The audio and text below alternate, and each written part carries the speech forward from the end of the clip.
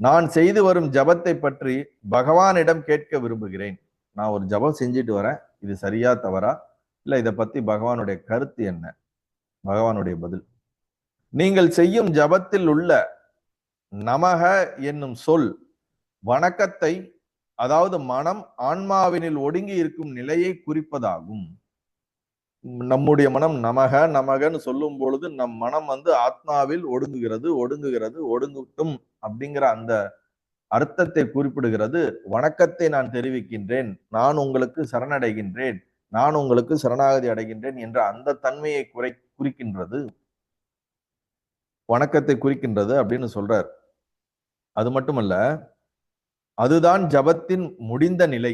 ஜபம் பண்றதோட முடிவான பர்பஸ் என்ன அப்படின்னா, நமக்கும் இறைவனுக்கும் இடைவெளி இல்லாத ஒன்றாகக்கூடிய நிலைதான் அந்த ஜபத்தோடைய இறுதி நிலை.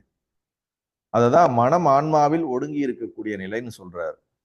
அங்கே ஜபிப்பவனும் ஜபமும் ஓய ஜப பொருளாம் ஸ்வஸ்வரூபமே மிஞ்சி நிற்கும். நல்லா புரிஞ்சுக்குங்க. ஜபம் பண்ணும் போது ஜபிப்பவன் நான்.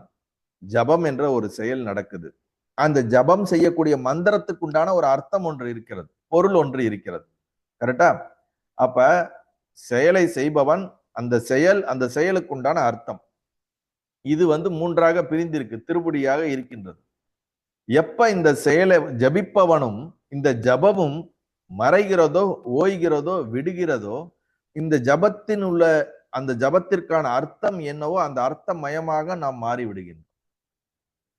ஜபம் பண்ணிக்கிட்டே இருக்கும்போது என்னைக்கு ஜபம் பண்றவன் தன்னை மறைக்கிறானோ, ஜபத்தை மறைக்கிறானோ, அந்த நேரத்துல ஸ்வஸ்வரூபமான அந்த ஜபத்துக்கான அர்த்தமான பரமாத்மாவாகவே நாம் அதுல லயக்கின்றோம் அப்படின்னு இங்க சொல்றார். ஸ்வஸ்வரூபமாக மிஞ்சி இருக்கும். ஸ்வஸ்வரூபமாம் ஆத்மாவிடமிருந்து யாரும் தப்ப முடியாது. யாரும் நீங்க எங்கேயும் போக முடியாது. நீங்க எந்த உலகத்துக்கு போனாலும் என்ன பண்ணாலும் கடைசியில நீங்க திருப்பி இங்கதான் வரணும். எங்க? ஆத்ம விசாரணைக்கு வரணும்.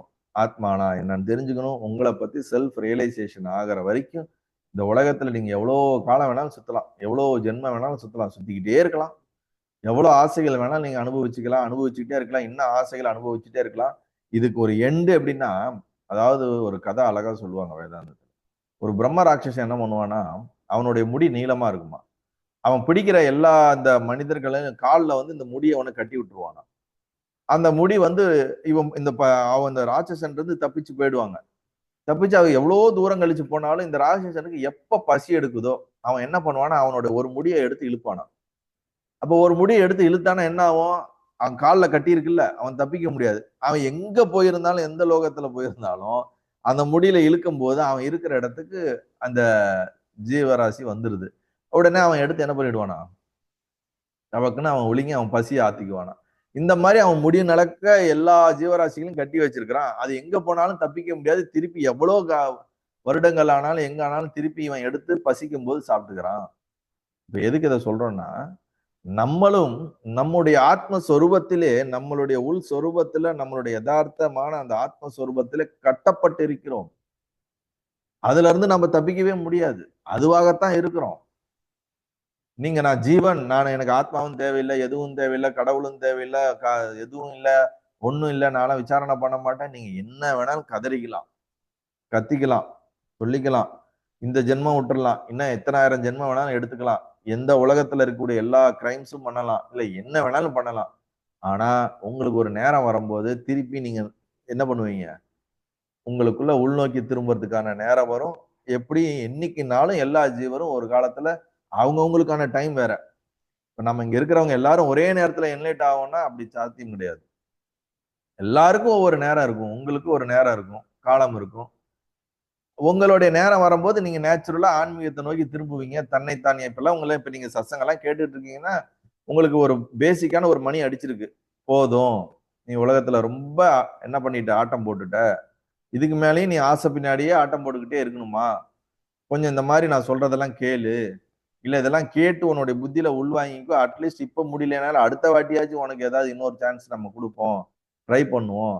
ஆனா திருப்பி திருப்பி இன்னமும் நீ உலகத்துல இருக்கக்கூடிய ஆசைகள் பின்னாடியே ஓடிக்கொண்டே இருக்காது அப்படின்னு நம்ம ஆயிரக்கணக்கான ஜென்மங்கள் ஓடினதுக்கு அப்புறம் நமக்கு இப்பதான் அந்த ஒரு ட்ரிகரிங்கே வருது. ரைட். ரொம்ப இதுக்கு மேல ஓட வேண்டாம், கூடிய சீக்கிரம் இதுலயோ இல்ல அது அடுத்ததுலயோ நம்ம என்ன பண்ணிக்கலாம், முடிச்சுக்கலாம் அப்படின்னு நினைக்கிறவங்க தான் இந்த சத்சங்கத்துக்கு தொடர்ந்து வர முடியும். இல்லாட்டி இதை தொடர்ந்து எல்லாம் கேட்கவே முடியாது. இவர் எப்ப பார்த்தாலும் வந்து ரமணரும் சரி இவரும் சரி ஒன்னையே சொல்லிட்டு இருக்காங்க, நமக்கு போர் அடிச்சிடும். போர் அடிச்சாலும் பரவாயில்லன்னு நம்ம சும்மா கேட்டுக்கிட்டாச்சும் வச்சுக்கோன்னு வர்றதுனாலயே நமக்கு டைம் வந்துருச்சுன்னு அர்த்தம். எதுக்கு? வாழ்க்கையில் நாம் வாழ்ந்து வாழ்ந்து வாழ்ந்து வாழ்ந்து அதிலே ஒரு விரக்தி தன்மை நமக்குள்ள ஏற்பட்டு அதன் மீது இருக்கக்கூடிய ரசமானது குறைந்து விட்டது.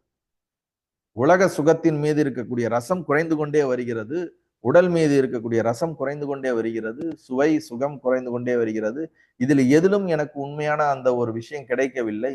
ஏதோ நான் தேடுகின்றேன் அந்த உண்மையான ஒரு சுகத்தை, ஆனந்தத்தை. அது இதில் எதிலும் கிடைக்கவில்லை என்று தெரியும் பொழுதுதான் இந்த மாதிரியான விசாரணைக்கான விஷயங்கள்ல திரும்பி இதெல்லாம் கேட்க ஆரம்பிக்குது. அப்ப இதுக்கு மேல இப்ப உங்களுடைய டைம். நீங்க எவ்வளவு வேகப்படுத்துறீங்களோ அவ்வளவு வேகமா நம்ம போய் ரீச் ஆகும். எவ்வளவு வேகத்தை நீங்க ஆமை போல நினைச்சீங்கன்னா ஆமை போல போலாம். ஆனா தப்பிக்க முடியாது. இன்னைக்குனாலும் நீங்க வந்து செல்ஃப் ரியலைசேஷன் ஆகியே தான் ஆகணும். அதுல இருந்து எப்படி பிரம்மராட்சசன் எப்படி அந்த ஒவ்வொரு ஜீவனையும் இழுத்து உள்ள சாப்பிட்டுக்கிறானோ அந்த மாதிரி உங்களுக்கான நேரம் வரும்போது இருக்கணும். உடனே நம்ம சாமி எனக்கான நேரம் வரட்டுமே, இப்ப என்ன அர்ஜென்ட், இனிவே நீங்க சொல்லிட்டீங்க அதுவே எடுத்து அதுவே இழுத்துருன்றீங்களா, அது ஒரு நாள் எடுக்கட்டுமே, நான் ஏன் முயற்சி பண்ணணும் அப்படின்னு நினைச்சீங்கனாலும் சரிதான். இப்ப அதுதானே சொல்லுது, இப்படியே விட்டு விட்டு தான் இன்னைக்கு நான் உனக்கு ரிமைண்ட் பண்ணிக்கிட்டே இருக்கிறேன்னு இறைசக்தி என்ன பண்ணுது, உங்களுக்கு ரிமைண்ட் பண்ணிக்கிட்டே இருக்கு. இன்னும் தள்ளி போடுறதுன்னா தள்ளி போட்டுக்கிட்டே இருக்கலாம். ஆக இப்ப நம்ம என்ன சொல்றோம், ஜபிப்பவனை அது விளங்கிவிடும், அதற்கு மேல் பேசுவதற்கு ஒன்றும் இல்லை. ஸ்வஸ்வரூபமா ஆத்மாவிடம் இருந்து யாரும் தப்பிக்க முடியாது. நீங்க யாரும் ஆத்மானுபவத்திலிருந்து எஸ்கேப்பே ஆக முடியாது. பிகாஸ் யூ ஆர் ஆல்ரெடி ஆத்மா. கொஞ்ச காலம் டைம் பாஸ்க்கு நீங்க வெளியே இருக்கிறீங்க, அவ்வளவுதான். அதுவும் இது வர்றவங்களுக்கு எல்லாம் ஆல்மோஸ்ட் என்ன டைம் நெருங்கிட்டு தான் வருது. அதனால இதை தெளிவா நம்ம புரிஞ்சுக்கணும். அந்த ஜபம் பண்ண பண்ண பண்ண அந்த ஜபத்தில் இருக்கக்கூடிய அந்த அர்த்தமானது அந்த ஜபிப்பவனையே விழுங்கி விடுகிறது. அப்படின்னா என்ன அர்த்தம், அவன் மறைந்து கரைந்து அந்த ஜபத்தினுக்கு எந்த மூல மந்திரத்துக்கான அர்த்தமான பரமாத்மாவிடமே அவன் ஐக்கியமாகி விடுகிறான். அததான் இங்க சொல்றாரு. அதற்கு மேல பேசுறதுக்கு என்ன இருக்கு, அதுக்கு மேல பேசுறவனும் கிடையாது, ஜபிப்பவனும் கிடையாது, ஜபிக்கப்படுற இதுவும் கிடையாது அப்படிங்கிறார். நல்லது.